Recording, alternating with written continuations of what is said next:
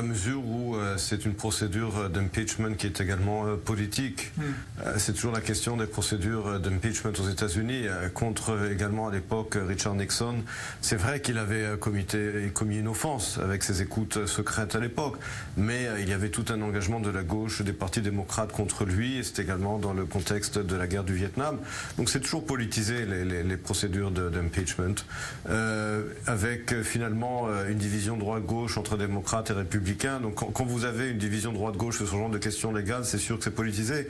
Et je pense que les démocrates, d'une certaine manière, jouent un jeu assez dangereux parce qu'ils ne font que renforcer justement l'électorat de base de Donald Trump, outre le fait qu'ils n'ont qu'une chance puisque au Sénat ce sera bloqué.